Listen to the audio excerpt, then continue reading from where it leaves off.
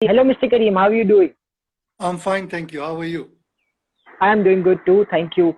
Mr. Karim will be really great, and if you could just turn your mobile because your fans won't be able to see you. Yeah, yeah, perfect. Is that better? Much better, much better,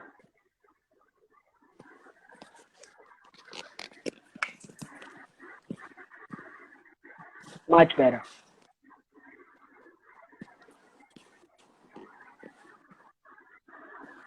Okay. I hope this is good enough.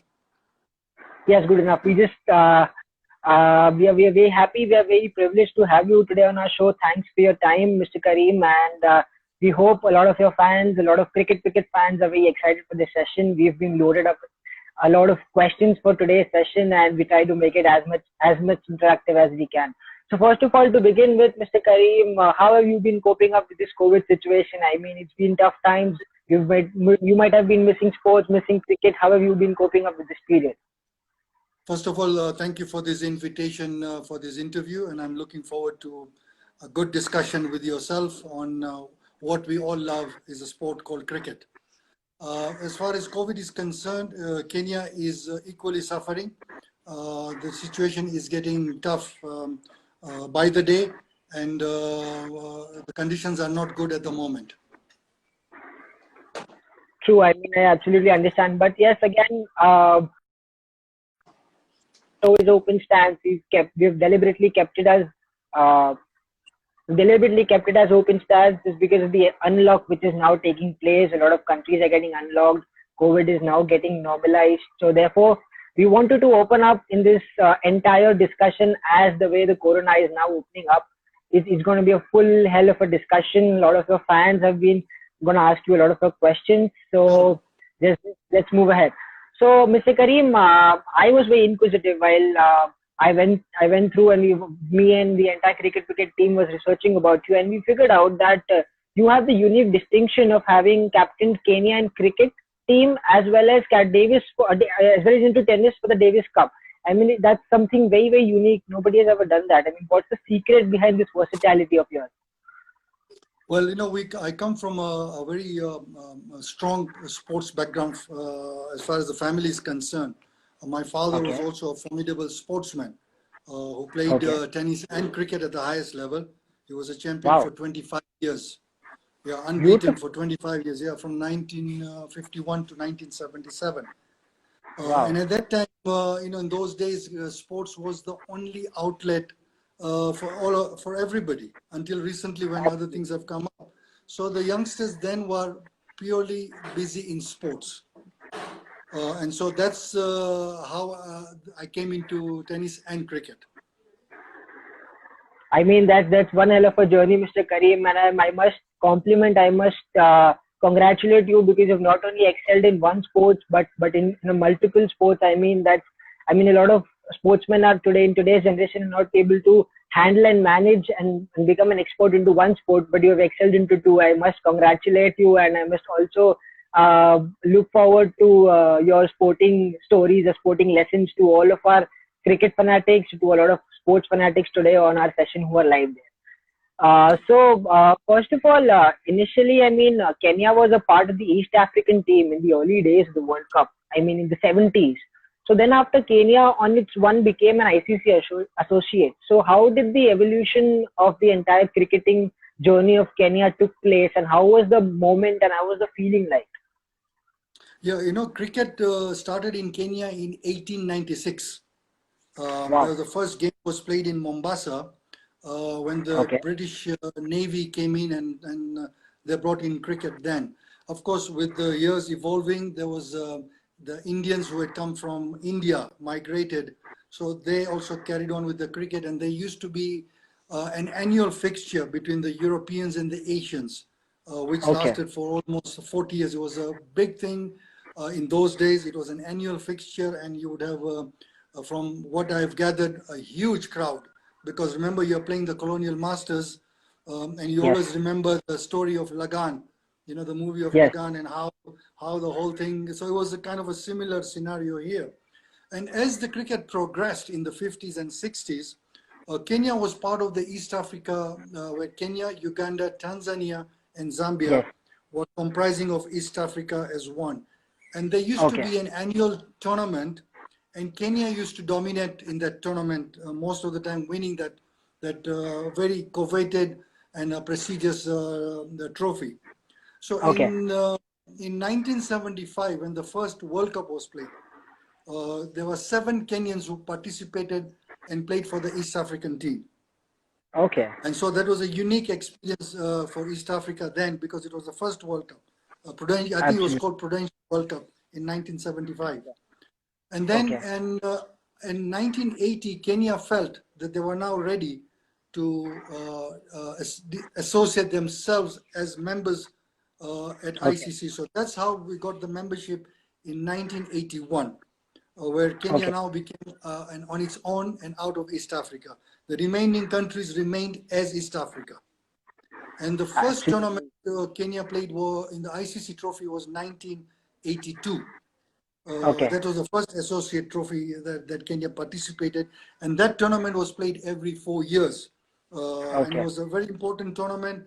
It was a pride to play for, of course, for your country. And in that tournament, because that was what I call the smaller countries playing for an important tournament.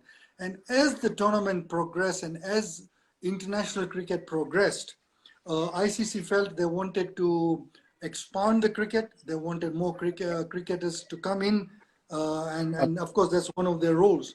So one of the areas that I think was well lobbied by the younger teams was to have 3 teams qualify for the World Cup, because before it was only 1 team. So in 96 World Cup, for the first time, 3 associate countries qualified for the World Cup. The tournament was played in 94 in Kenya, and Kenya, UAE and Holland qualified for the tournament. So that's how the journey came to that level. And then of course, people remember the famous win we had against West Indies. And then the following year, we had another ICC trophy in Malaysia. And Kenya, Scotland and Bangladesh qualified. Bangladesh won that tournament on the last delivery against us. And so those 2 teams then, of course, with very good lobbying by the officials of both the countries, good support from the subcontinent, both those countries got the one-day international status. And so that has been the journey as far as Kenya cricket is concerned, up to that level. And then, of course, I'm sure we're going to talk about the 2003 World Cup later, but that's how the cricket evolved from where we started. Well, Mr. Karim, I must first of all compliment your sharp memory towards your country for which you've played cricket. I mean, you remember each part of it, and you've indeed got a lot of sharp memory, not only in the terms of history of Kenyan cricket, but also in terms of what you've played. So we'll move on to that part. But firstly, I would like to say to all of our viewers watching us live, I mean, cricket seems to be an easy game, but it has come through a lot of hardships.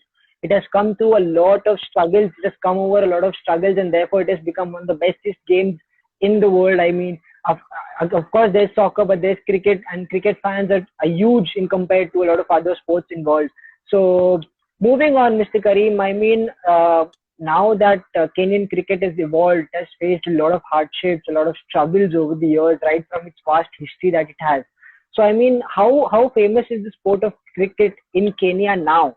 And not only cricket, I mean, what are also the other kind of sports which are much famous in Kenya apart from cricket?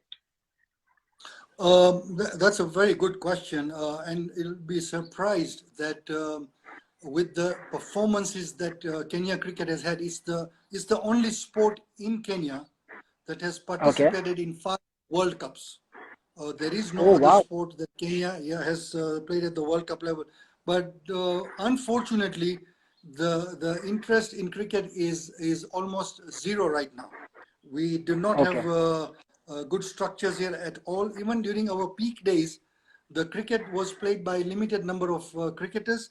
I would say about 250 to 300 cricketers only were playing cricket. And despite all the great performances we have had, I think we lost the opportunities to take cricket to a much higher level, where I think that they could in a national sport.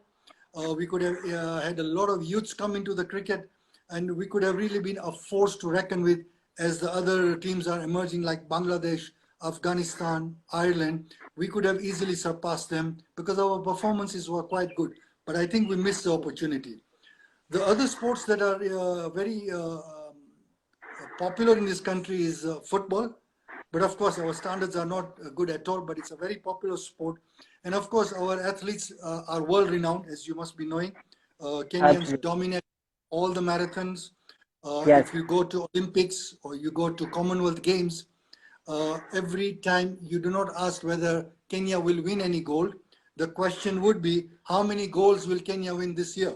Because that Absolutely. was the powerhouse that Kenya is on Commonwealth Games. So those are the main sports that we, and then of course other sports are developing.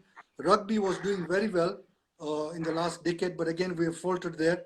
So there are peripheral sports coming, and the sport can only do well if our infrastructure and governance is good, and if we have a good development structure with a solid domestic competition. And if we don't have that, Absolutely. you cannot grow. Absolutely, absolutely. That's a beautiful point that you laid up, Mr. Karim. I mean, it's very, very important to have proper governing structure, proper sporting infrastructure, sporting ecosystem, sporting environment in order to grow up sports in a country, in an environment. I mean, that's rightly pointed out. But I must agree with you, Mr. Karim, that Kenya has got hell lot of a potential. I mean, they've got huge amounts of talent, and we are pretty much sure that they'll reach up at the highest level where they have to be, and not only into cricket or football, but I mean into all the other sports. And the way you just said, how many goals will Kenya win? Because we know Kenya has that much amount of talent, has that much amount of potential to not only participate but to win and win at the podium level. So I'm pretty very very sure. I'm pretty optimistic that in the coming years we'll be seeing Kenya up at the top, not across all sports in the Olympics as well as in the World Cup. Thank you. So again, now Mr. Karim, now moving on to your cricketing days. I mean, just taking you through a flashback, taking you through a throwback of yours. I mean, though cricket is now not being there, I mean, you're stuck up into a lockdown. But again, if you can't play cricket, you can cherish the memories of cricket. So, I mean, you were a part of a great era for Kenyan cricket. I mean, when you were in the World Cups from between 1996 to 2011. The World Cup semi-final performance would have been amazing in 2003. Could you throw some light in that?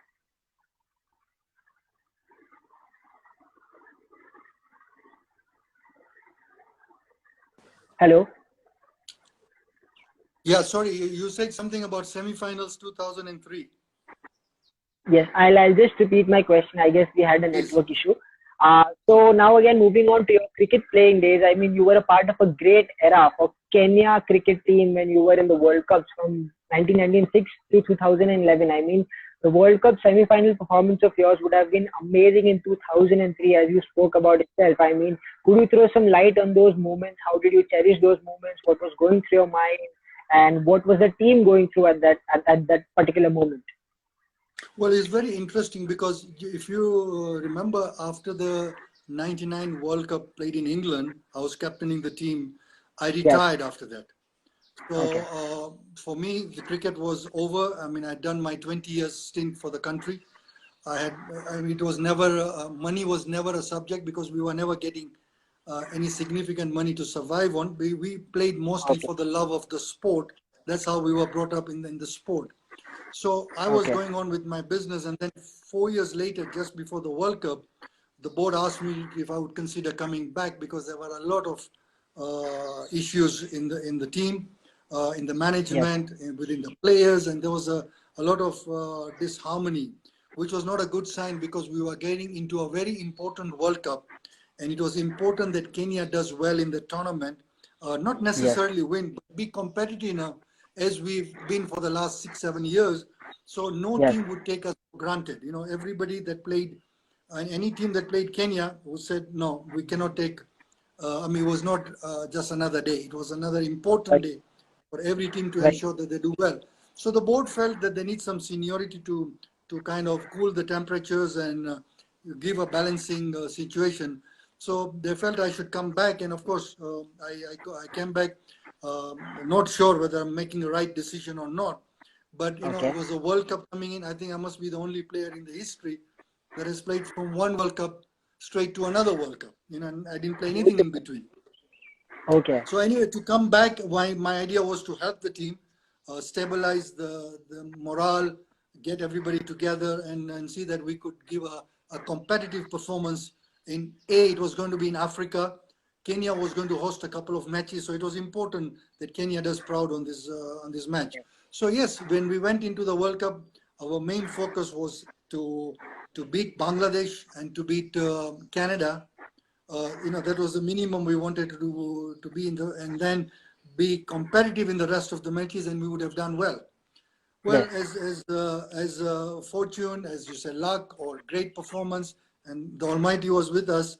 I mean, we did wonders. From not only doing well in the first round, we go into the Super Six. We gave a scare to India in the Super Six. We beat Bangladesh. We beat Zimbabwe, and had a very good match against Australia to get into the semi-finals. So obviously, as we were progressing in the tournament, Kenya became a focus in that entire tournament. Even the big nations were sidelined, and everybody was now looking at Kenya because you beat the 2 times world champion Sri Lanka. We beat Zimbabwe. We beat Bangladesh. We were competitive in other matches. So Kenya was the talk of the tournament. And now the question was, when will Kenya get the test status? It's not if they'll get it, it's when they'll get it, because Bangladesh had already got the test status, I think, in 2000 or 2001. And here was Kenya team that was doing much better than Bangladesh until then. So, so that it was exciting. It's something that I think is a dream for a professional cricketer. So for us as amateurs, it was like a dream, that we are going through something that we will treasure it for years to come, and we are treasuring it today because we are still talking about it 17 years down the road. So it was absolutely wonderful. Absolutely. I mean, I must also compliment the entire Kenyan country. I mean, they've been very optimistic in terms of whatever things that they've been talking about. Again, as you rightly mentioned, it's not if Kenya will get a test status, it is about when will Kenya get a test status. I mean, this optimism has surely helped. And talking about their immense performance, I mean, it was obviously God's grace, but more importantly, the hard work, the hardships, the entire cricket team came up. Your leadership that helped a lot of young cricketers take their nerves calm down, because young cricketers need a lot of support at that time, wherein they need to be taught that aggression is not important, performance is much important. And I mean, your leadership has surely helped them, and it has made Kenyan cricket reach to what level it is today. And I'm sure it is going to reach wonders, and it's going to cover leaps and bounds. And moving on again, Mr. Karim, I mean, talking about that now we have cherished the 2003 World Cup. Your spin bowling against Australia in the 2003 World Cup, I mean, that was an incredible spell of bowling. I mean, could you again throw some light on that? I mean, as a not so popular cricketing country, against one of the best cricketing teams, which is Australia, how was the situation like? What was going on in your mind, and how did you cope up with the situation and had a wonderful day out there? Well, that's also something very, every time it comes up, it gives me a nostalgic feeling. And it's something that I do, or rather I am asked about it in every interview that I do. So, of course, we had already qualified because we beat Zimbabwe the match before. And I think we beat Zimbabwe for the first time in our history in 23 years playing against them. And to beat them, I was there the first time we played Zimbabwe in 1980 when I was 17. And then to finish by where we were thrashed. And then to beat them in the World Cup was also another satisfying situation. And so then we were now playing Australia in Durban, and it was more of a formality game, if you call, because both the teams had already qualified. But a World Cup is a World Cup. Every team wants to do well in that match. Every player wants to do well in that match because it's a World Cup. And you don't often get to play Australia. So, of course, when we went into the game, some of the senior players were playing a safety net because we were playing India the semi-finals. And so you have that phobia of playing, or fear of playing Australia. So a couple of our senior players kind of backed out.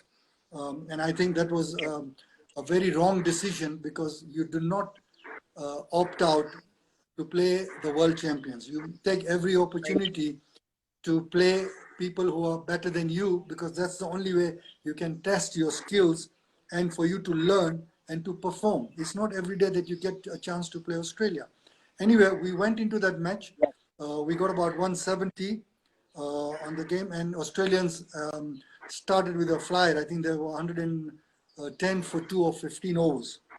Yes. So I came into the 16th over to bowl, and as I bowled the second delivery to Ponting, I think he was dropped on the second delivery. And I saw there was a good turn on the wicket. My mindset changed immediately. Because when I came to bowl, I was like, okay, it's a formality now. Let me just bowl a few more. They need about 50 odd runs. I've got 35 overs, 8 wickets in hand. You know, they were just cruising, and the crowd was very, I would say, docile at that stage, because it was just, people are just making merry and enjoying the game, but there was no excitement. So as I bowled the second one, I felt within myself immediately that no, instead of me, best shot here. So I kept putting the pressure on to Ponting, and of course on the 5th delivery, I mean, I got a magical delivery and got him out, and kept keeping the pressure on to the Australians all the time. It was more me focused on my determination than worrying about who I am bowling to. So it was that scenario that I mentally kept myself strong, that I was getting from strength to strength. And cricket is such a sport that a momentum can change the situation. And that's exactly what happened.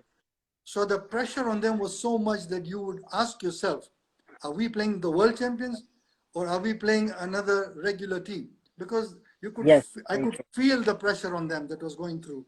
And then, of course, as you said, the rest was history.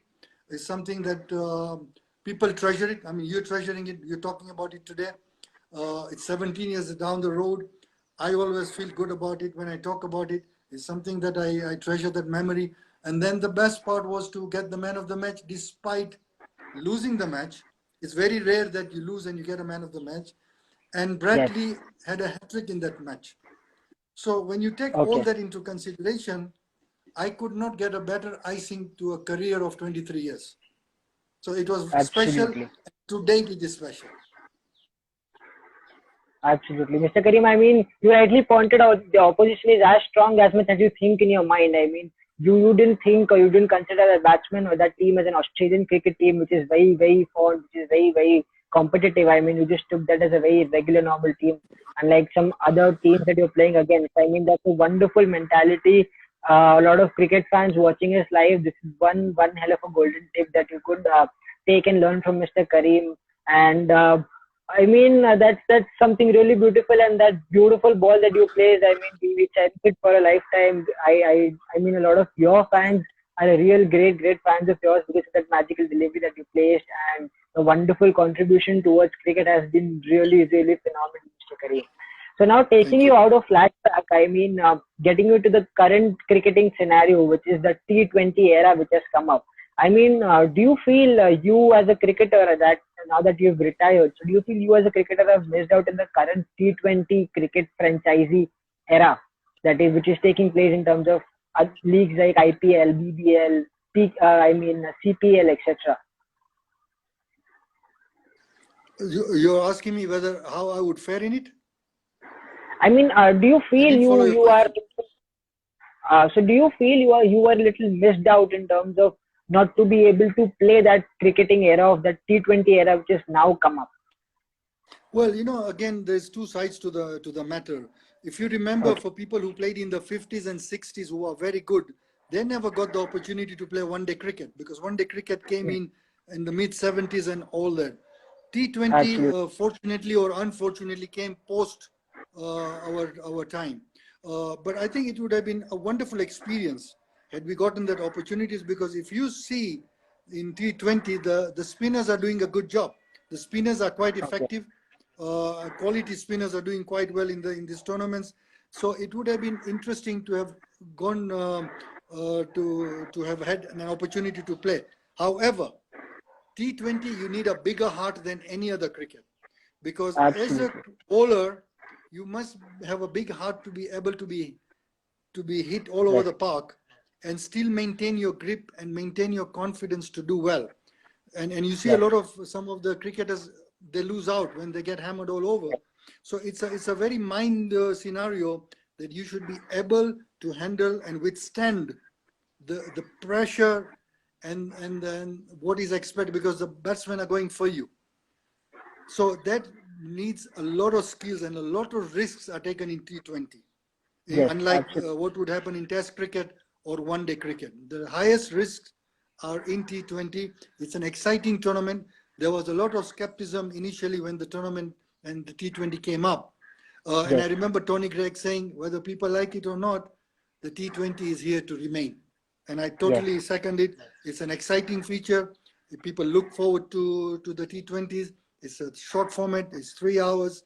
And every ball, you don't know what's going to happen next. So it keeps everybody on toes, not only the crowd, the commentators, or the officials, even the players themselves are on toes for every delivery. So it's an exciting form of cricket, and I think it should be encouraged around the world. absolutely. I mean, that is what makes T20 cricket one of the most favorable and one of the most likely formats of cricket globally. And Mr. Karim, if I were to ask you an honest question, I mean, if you were given now a chance to play in the IPL, which team would you like to play for? That's you're putting me on the spot. But if I really had to play, I would love to play either for Mumbai or Okay, for Chennai. beautiful. I mean, both of them would, if you ever play, both of them would be having one legend of a spinner definitely, and one side of the bowling would be definitely under the right spot. Not only why I'm saying that is because if you look at the management of Mumbai and the management of Chennai with the leadership, because Okay, the success boils down on management skills and leadership. absolutely, And if you absolutely. look at those two teams, each one knows their role clearly. Well, Yes, if you are the administrator or the owner of the team, you know what your role is. You don't interfere yes, in somebody else's role. The players and the captain knows what they need to do. So I look at it in that angle, and I find them the mentality and the thinking in more of a corporate leadership. And yes. that's why you see they're successful over the last 10, 12 years of IPL.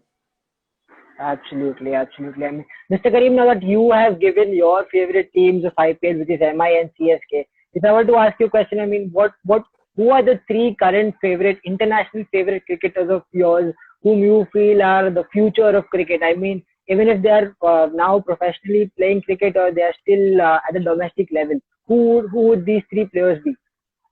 Well, by far, I think, I mean, I was not too much in favor of him, but as I watch him more, I get excited. Virat Kohli would definitely be number one. For I me, knew. he's an exciting cricketer to watch. I would hope that he calms down on the field, because I think it's not necessary. I know there's a mixed feeling about the angry young man, and it's okay with the aggression, but I feel that a lot of younger cricketers are watching him. Yes, And when you look up to somebody, you want to emulate him, you want to imitate him. And my view is that he needs to calm down, because yes, he doesn't need to do all that for whatever he is performing. But he's great cricketer. His performance is consistent, and I think he's one of the greatest that we have yes. seen. Then, of course, I enjoy watching Stephen Smith, who again Okay. is a consistent performer. I mean, if you look at his records speak for itself, minus what he did in South Africa, Yes. minus the drama that did. So, those are exciting cricketers. But overall, there are many, many other good cricketers there at world level. I mean, Yes. Joe Root is another consistent cricketer for England. If you look at his performance, soft character, but very strong mentally. You've seen him perform, and if you look at the stats, those are excellent cricketers that you're dealing with. But as I said, overall, there are a number of good cricketers. The standards of cricket have gone much higher than our time. The fitness level has gone high. The commercial angle is different. More professionalism has come in. More commitment has come in. So I think we are in a good road as far as cricket is concerned. And I'm sure the standards are going to increase as we progress with time.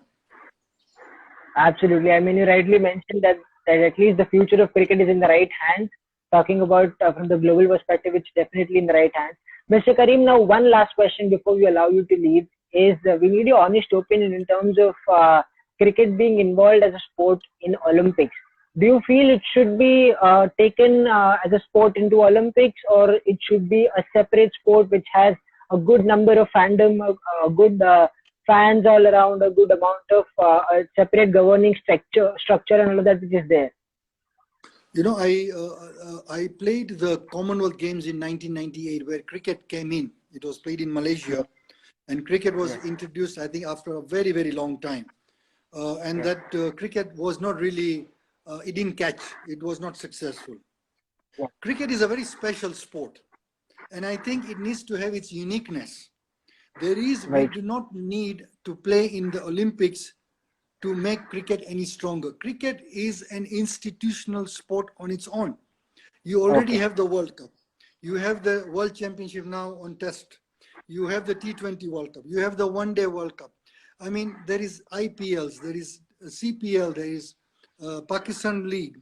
There's enough cricket to hold its own water. And I don't think the Olympics is going to add any value. In fact, on the contrary, I think it might even dilute the cricket impact that it has. So to answer your question, I would not be in favor of cricket going into Olympics. Okay, I mean, because there are already 20, 30 sports in Olympics, so it'll be diluted completely. And why do you need it? You already have a strength of its own in its own way. Absolutely, Mr. Karim, well said. I mean, you have made a very, very strong point in terms of the 30 sports already there, a lot of countries participating, and why do you want to enter into that podium structure of sports into cricket? I mean, cricket is indeed a wonderful separate entity in its own, has good fandom, and let it be where it is, and it's going to develop. And one beautiful point that you mentioned in terms of cricket being developed into some countries which are not yet participative, like countries like China or other developing countries into cricket. I mean, there is World Cup. I mean, you can participate there. You would not need an Olympic to be there. I mean, that's a beautiful point. And Mr. Karim, it was our absolute pleasure today to have you on the show. And we hope to meet you in person soon, post the situation normalizes. And until then, stay safe, stay at home, and wishing you good health to you and your family. Hope you enjoyed the session. Thank you I really enjoyed. I must compliment the way you have handled this interview. Very professionally done, very good research done, very good questions were asked, and I really thoroughly enjoyed. I wish you all the very best in continuing what you're doing and your channel. And we look forward to meeting you one day. By the way, which part of India are you in? I'm in Mumbai, the city of Mumbai. Oh, okay. So my next visit to Mumbai, I'll make sure that we have a coffee. Absolutely, absolutely. No doubt. I mean, we and the entire cricket team is going to have another session with you in person, and we're going to have a lot of other cricket chats, because we know there's more and more and more of and lots to learn from you in terms of cricket and also the development. Thank you very much. God bless you. You guys keep safe, and we pray for each other.